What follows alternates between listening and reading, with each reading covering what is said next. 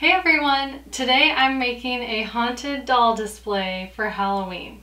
So I'm going to try to clean up these old dolls and dress them up in Halloween costumes. I inherited these dolls from my grandma. She loved collecting dolls, and that is something that I wasn't into as much as she was, but for Halloween I thought these dolls would be just perfect. You know, they're chipped and cracked and missing some hair. In this case, I'm gonna give this one a wig, but oh, that's scary. This just seems like the best way that I can honor my grandma, keep her dolls around, and maybe turn this into a statement piece. So this one is going to be my witch. And this one may already have the blood of her enemies on her. So this is going to be a vampire. This is a clown. This will be my ghost. And then this one that may be staring into your soul right now is going to be a devil. I gathered some fabric. I picked out this Chantilly lace from Joann Fabrics, and I thought that would work well for my ghost. And then I've got some black fabric, white fabric for a ruffled vampire shirt, red for the devil, and then some of this kind of satin. I want this to look aged and antiqued and creepy. So I'm going to take all these fabrics and try to age them. And one way to do that is in a bath of tea. I'm going to wash all this fabric and get started aging them. And then I'm going to also clean these dolls as best I can. Now, composition dolls are made from sawdust and glue, so they really can't get wet, but I'm just going to see if I can dust them off a bit and clean them up, maybe clean up what may or may not be blood. But for the most part, they're perfectly creepy now, and I don't want to take that away. Okay, let's get started.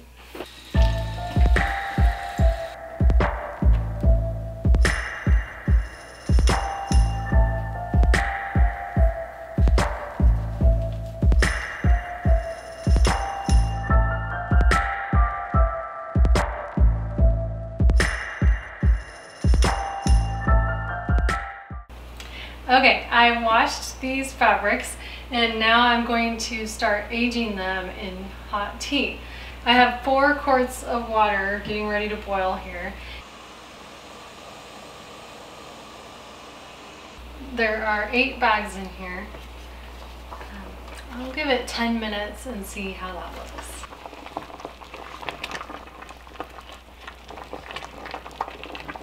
Alright, it's been 10 minutes. And I like how this is looking. It's definitely getting darker. And I like it so much, I'm going to keep going. So I'm going to give it 10 more minutes because we want these dolls to be extra creepy.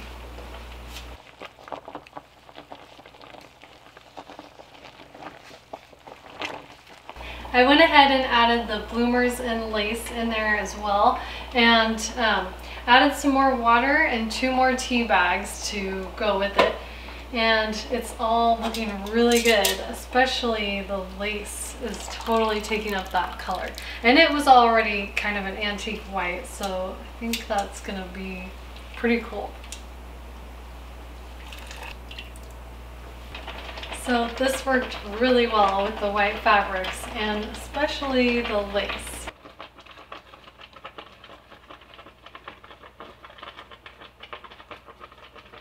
This is that white cotton, and it's going to have some ruffles on it for the vampire shirt, and so that definitely looks pretty well antiqued.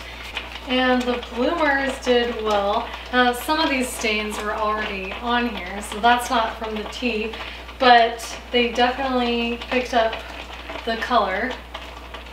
And one thing I want to mention is that the lace picked up the color way faster than expected. Much faster than just the cotton fabric. So I kind of panicked and like pulled this out and gave it a good rinse. It got a little darker than I was expecting, but I think that'll make a pretty creepy ghost. But you can just tell, like, that's how much faster it will dye the lace before the fabric. So it's like important to keep an eye on the fabric and know that like each different kind takes a different amount of time to get the look you're going for. So just definitely watch it and pull it out as soon as you think it's getting too dark. It's day 2 of our haunted doll making, and here's how the fabric turned out. So the Chantilly lace definitely got a lot of aging from the tea, and the white cotton also worked really well. And then I tried it with red. So tea baths are really best for light fabrics, and I've heard they're not as good for your darker fabrics, of course. You want your darker fabrics to fade and your lighter fabrics to darken, and that's how you get that aged look. But with red, I wasn't sure what was going to happen, so I let this soak for 2 hours, and this was the original. So it's not a huge difference, but I think it did get a tad darker. But I want to do more to age this red. And then the black fabrics I just put out in the sun. I let them sit in the sun air drying all day to see if that would help fade them a little bit. But really, the black cotton is getting there. The satin has a ways to go. So these I'm gonna try today to age with some different materials here. So I've got a scouring pad, a 120 grit sandpaper, 60 grit sandpaper, which is more coarse, and then a copper dish scrubber. And I'm gonna just gently try and distress these fabrics and see if I can make them look a little more haunted. Let's start with the satin, since this is so shiny and new looking. I really want to age this a lot more.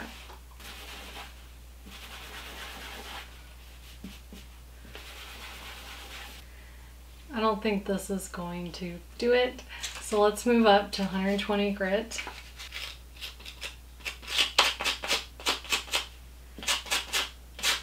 That is starting to distress the fabric a bit, but let's just work through these other two and see what those look like. I'm just like barely scraping it on there because it's definitely like catching the fabric. This is the 60 grit sandpaper and it's snagging. Let's check the copper scrubber. I ended up using the 120 grit sandpaper for the polyester satin, and I love how it turned out. Definitely much more of a creepy old vampire vibe compared to the new looking satin, which just looked way too old or way too new and not antiqued at all. So what I did, which worked well, was just taking the sandpaper and scraping it all like in a row. Scrape it down against the grain and then with the grain,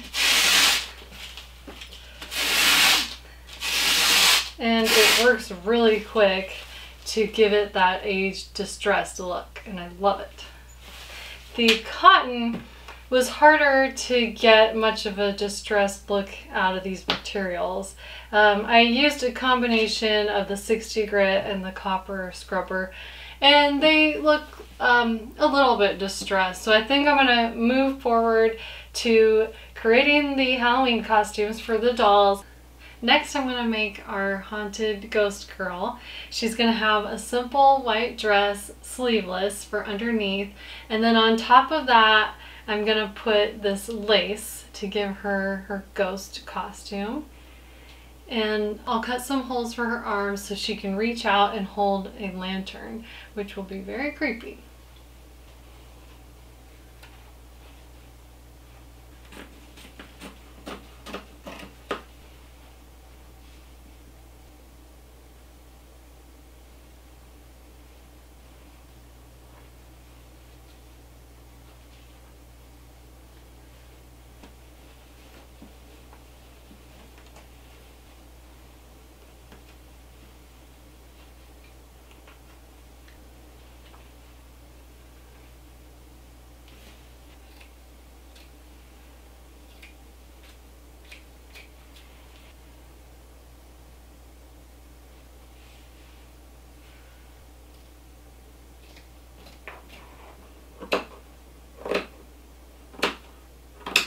Let's see how the ghost turned out.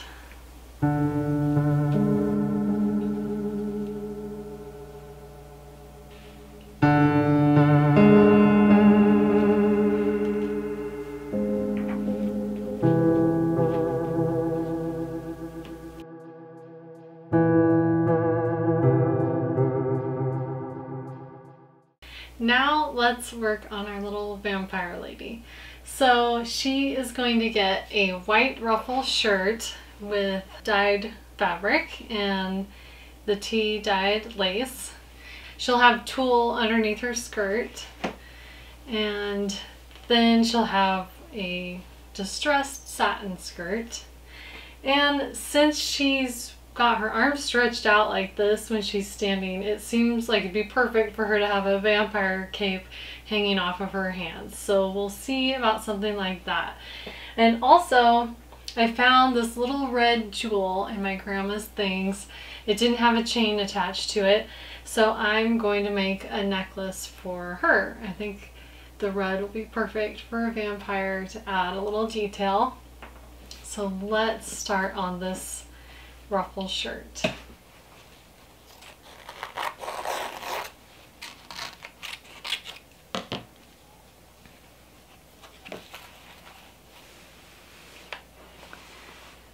Smells like chai whenever I iron this dyed fabric now, which is a good thing, of course.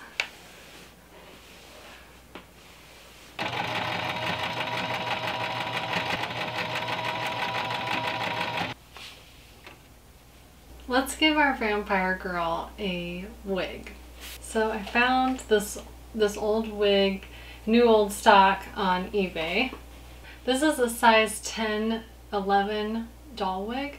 So how you get the size is you measure around the head, and usually the sizes of range like that. So her head was about 10.5 inches, so the 10 to 11 is just the right size.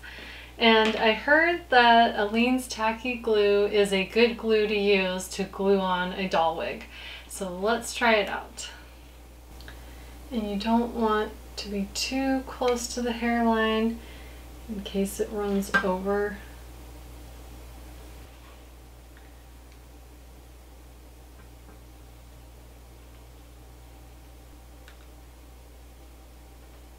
Okay, I let that dry for a minute, so now let's carefully place this wig on. And I've test fitted it before. It's pretty tight and it's got all these bangs around, so I'm gonna try to turn it kind of inside out and then carefully fold it over the head.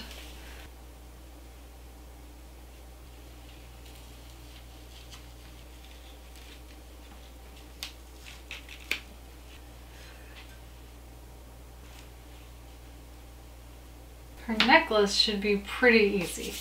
So I'm just going to use this black elastic cord and pull it through and just drape it right around there.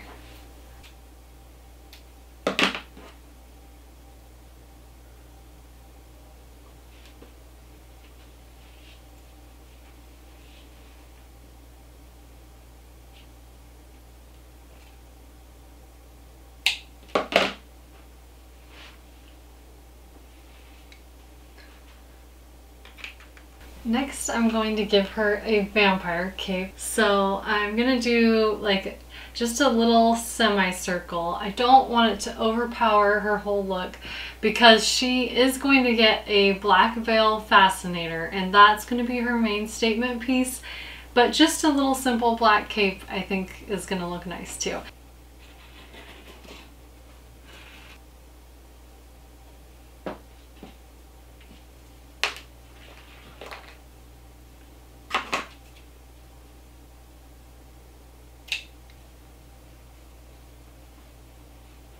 The vampire is almost done. All she needs is her little black veil fascinator. So I'm going to take some black tulle and wrap that, kind of like pull it together about like that, and then put a piece of her satin on there and then glue it to this clip, and then it'll clip into her hair.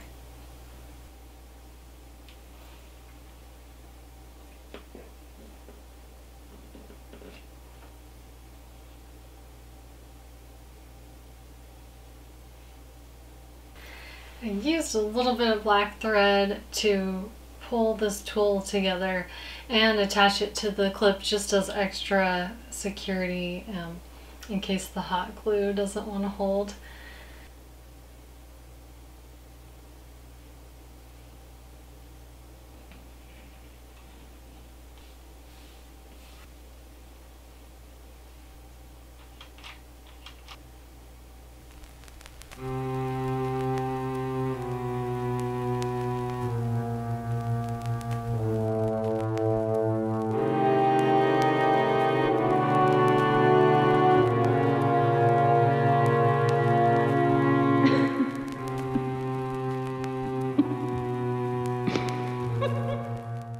Next, let's get started on our little double. So for this guy, he's going to have a floor-length red cape and gown, and then some kind of ribbon to tie it all together. So either a simple black ribbon, or I found this kind of rustic red ribbon, or a red and beige kind of twine. And then he's going to have a red kind of bonnet cap, like an old-fashioned style red bonnet, but with devil horns, of course. And then ultimately he will get a pitchfork as well. So let's get started on that.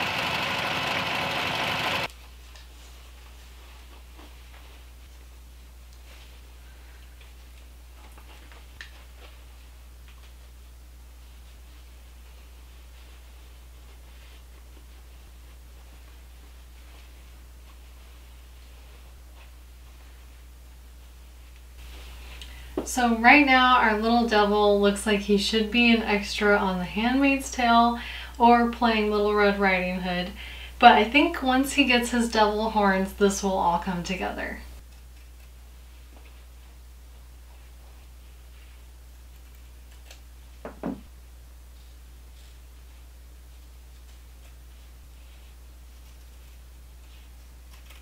Okay, I sewed 2 little horns. So let's see if we can stuff these and glue them on his bonnet.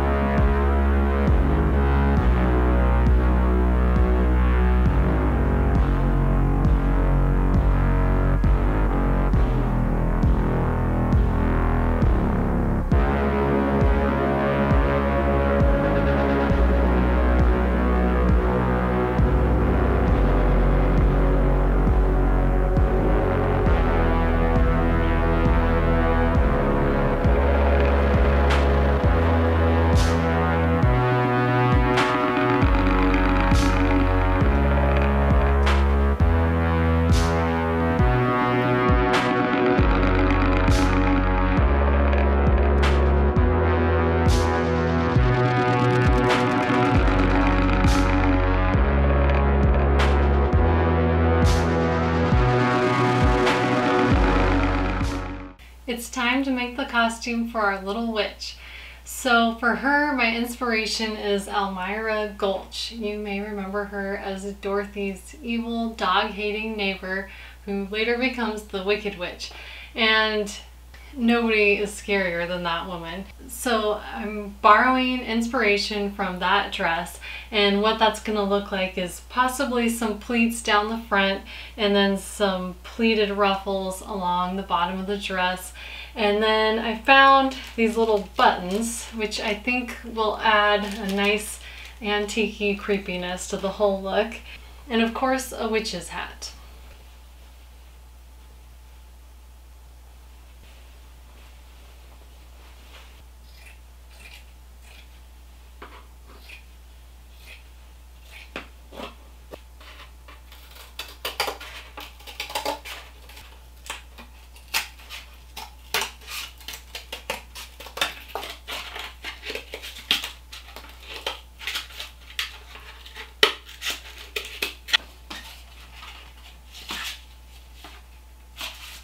think that will work.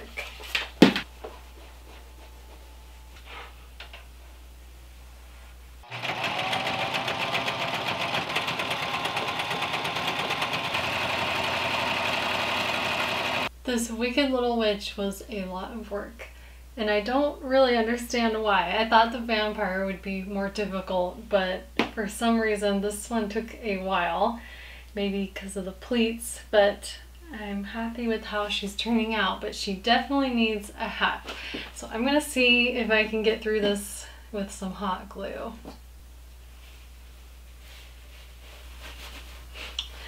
Can't tell if it's wonky from the cotton or the sewing that I did here. Maybe a little bit of both. But definitely has that creepy vibe.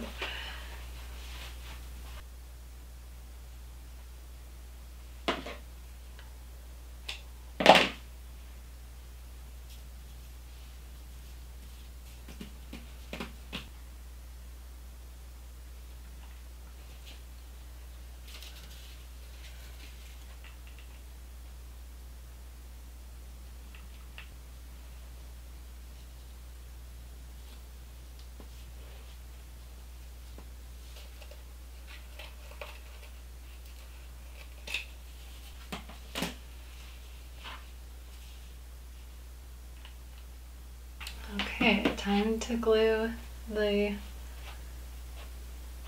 whatever this is onto the hat.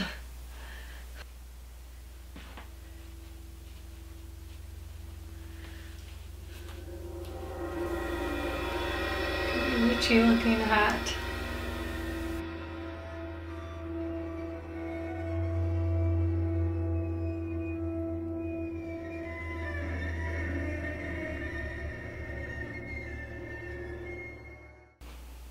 We are down to our last little doll. So this guy is going to be our clown. And for him, I'm thinking a jumper with two colors. Like one side having this black satin fabric and the other side having like the aged kind of antique white cotton. And then he'll have a clown hat, as creepy as possible.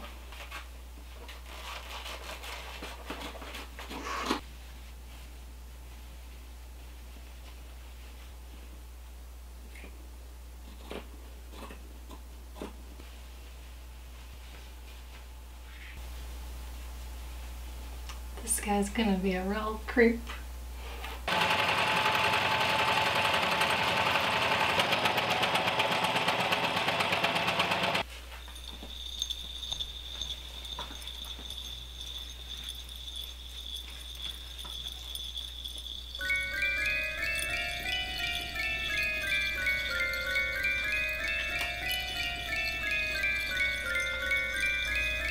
I have to live with this in my house now.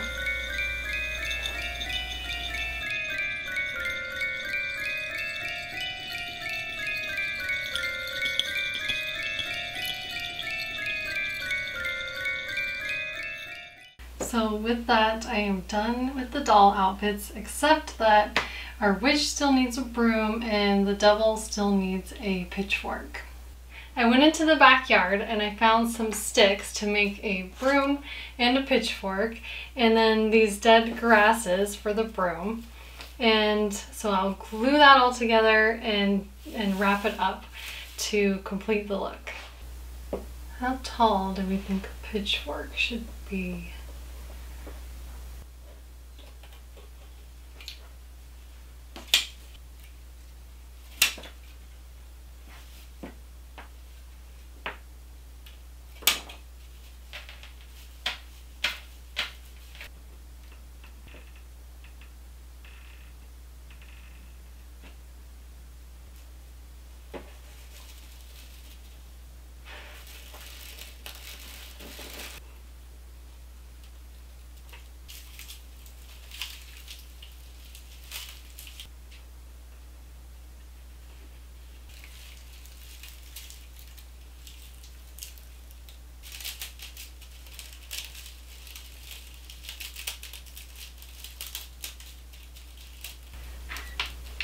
There's our witch's broom.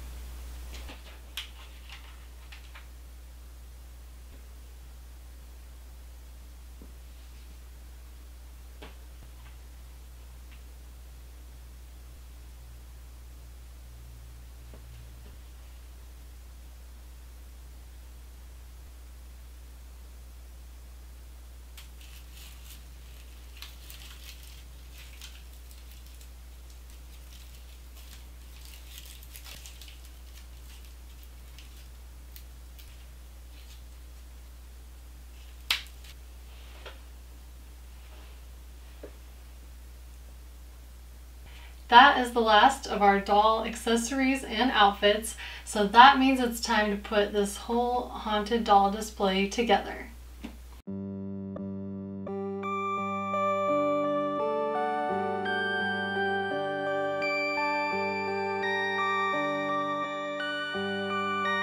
Perfect.